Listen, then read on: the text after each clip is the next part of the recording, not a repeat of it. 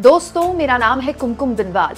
BJP को जब अपनी किसी भी राज्य सरकार की तारीफ करनी होती है तो सबसे पहले बीजेपी के तमाम नेता उत्तर प्रदेश का जिक्र करते हैं। उत्तर प्रदेश का जो बुलडोजर वाला न्याय है, बुलडोजर वाली पॉलिटिक्स है, वो इतनी पॉपुलर हुई कि वो एमपी तक पहुंच गई और बुलडोजर बाबा से एमपी तक आते आते वो बुलडोजर मामा तक हो गई। लेकिन बीजेपी में, जी हाँ, डबल इंजन वाले बीजेपी में एक बीजेपी कार्यकर्ता की ये हालत हो गई दोस्तों कि वो कैमरे के आगे आंखों में आंसू लिए कह रहा है कि 40 साल बीजेपी के होकर, बीजेपी के कार्यकर्ता होकर क्या मिला। ऐसी हालत हो गई जैसी हालत समाजवादी पार्टी सरकार के दौरान भी नहीं थी।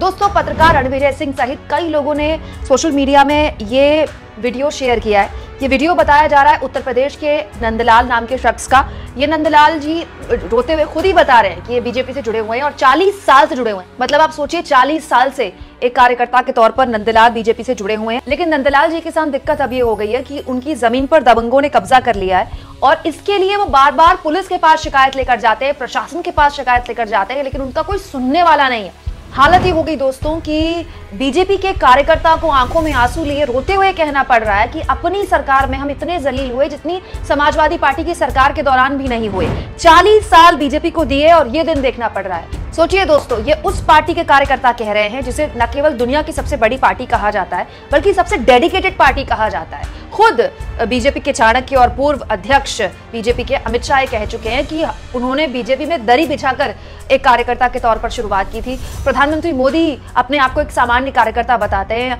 वक्त बेवक्त कार्यकर्ताओं से 1 to 1 पीएम मोदी बात करते रहते हैं। लेकिन वही कार्यकर्ता जब उत्तर प्रदेश में पुलिस के पास जाता है, प्रशासन के पास जाता है, सिर्फ इसीलिए कि उसकी जमीन दबंगों से छुड़वा दी जाए, उसको उसकी जमीन मिल जाए, तो उसकी कोई सुनने वाला नहीं है।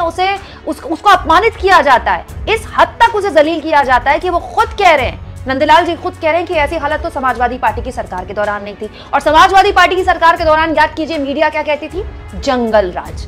दोस्तों, उत्तर प्रदेश में एक बीजेपी कार्यकर्ता के ये आंसू, प्रशासन और पुलिस को लेकर ऐसी नाराजगी, बीजेपी कार्यकर्ता की ऐसी नाराजगी पर आप क्या सोचते हैं? कमेंट बॉक्स में जरूर लिखें और जितना हो सके चैनल को शेयर भी करें, सब्सक्राइब भी करें और थैंक्स और ज्वाइन के ऑप्शन से अगर आप चाहें तो कुछ आर्थिक मदद भी चैनल की जरूर कीजिएगा।